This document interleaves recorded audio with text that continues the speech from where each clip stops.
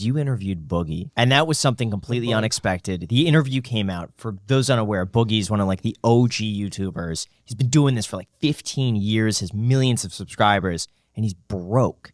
And so when this documentary came out on his lifestyle, people were very much criticizing his lifestyle, and they said he had narcissism and personality disorders. But you went at it from the perspective of his personal finances. What was it like meeting him? He's interesting behind the scenes.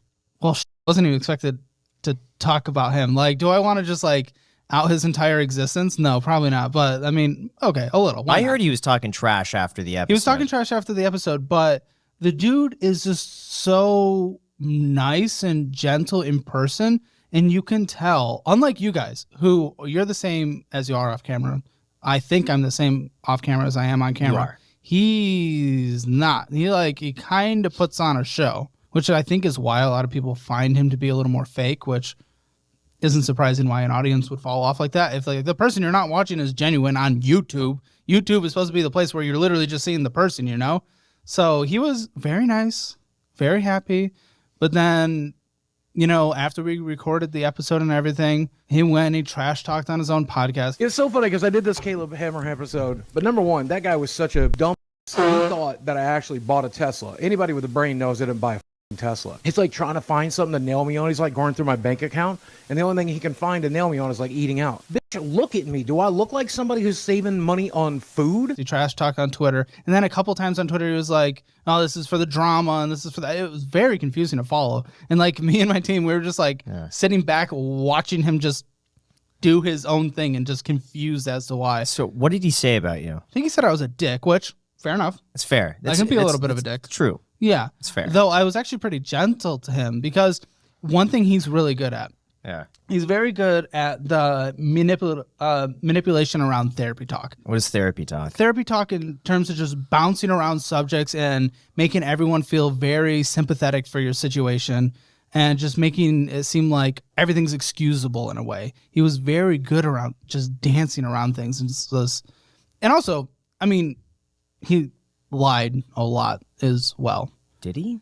I mean, so I he didn't catch anything. That Chick-fil-A thing. I don't know if you guys watched the full episode, but he was talking about going to Chick-fil-A and he spent like $20. He was like, I got to feed 2 people, you know, or I got to feed 4 people or whatever. And that's why I spent $20 there. There's no shame, fat shaming, anything like that. But you do not stay at his weight if you're only consuming for a meal 1 Chick-fil-A sandwich, you know? If you're splitting that between 4 people, you don't. It's impossible. It's like calorically, mathematically impossible. So he was certainly lying a lot about his overall spending and just making excuses for things. Yeah. And it's hard because a lot of people that come on the show, we see their statements, they'll admit to things where we see the statements where like, why'd you spend money on this? And he's like, oh, I'm buying it for other people, not consuming it for myself. And I'm like, okay. So what predictions do you have for Boogie? He might be forced to sell his house, which really sucks, but forced to sell his house just to have enough money to survive. He talked about moving into like a rural environment after selling his house, but then his healthcare needs require being close to like good medical facilities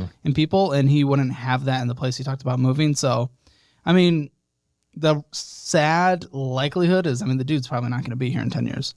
I mean, that's the hard part. Financially speaking, I mean, he's not going to be able to make it much longer with the bills he's obligated to pay. Just his monthly health insurance costs. Just his monthly health insurance costs. A lot of money. How much was it? It's ridiculous. I don't remember exactly. I think it was like $1,500 a month. Yeah, it was something like his out of pocket. It was immediately like half or 60% of his like $50 a day just in health insurance. And the dude runs on bumps too. He runs on bumps in like his little YouTube algorithm. So he goes out and chases something, and he probably used my show for that as well, just like the podcast. He chased that. He gets a little bump in his YouTube. Really boosted his views. Yeah. Absolutely. But I mean, the revenue wasn't that much more impactful. He was celebrating bringing in like a few $1,000s, which I mean, that's exciting to bring in a few $1,000s, but from where he was and what he needs to survive, it wasn't that much. I feel bad because I'm not actually like, I don't like to trash talk people, but since we're here, but the dude's not going to make it. My takeaway from your episode, when you really did the budget and you broke it down, how much he was spending, how much he needs to spend, he was really only $1,500 a month off at the end of it, assuming he's going to like cut back where he needs to. Everything. Yeah. Only $1,500. I mean, there's no reason why he couldn't find a way on YouTube, especially to make an Totally extra could. $1,500 a month. And he So has it's a it's low cow doable. podcast as well that I think is Yeah. starting to do okay with Keemstar and some other person that's kind of fallen off the YouTube world. So, I mean, there's definitely ways. He puts low effort into things like his Patreon and other things that he tries to sell his audience.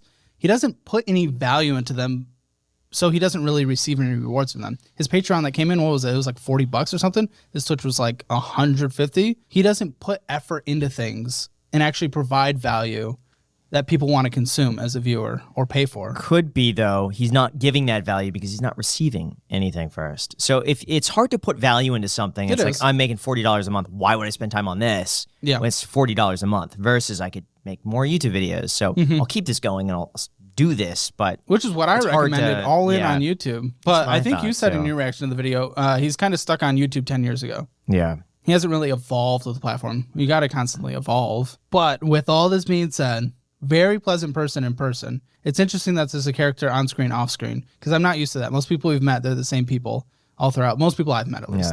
Yeah. So that was a little weird. And then the trash talking afterwards, that was very weird because, like, I don't think I'm that intimidating. I'm just over here, just kind of, chunky little Doing your boy. thing. Yeah. If you want to tell me to fuck off, tell me to fuck off. I'm good with that. Just tell me in person. Yeah.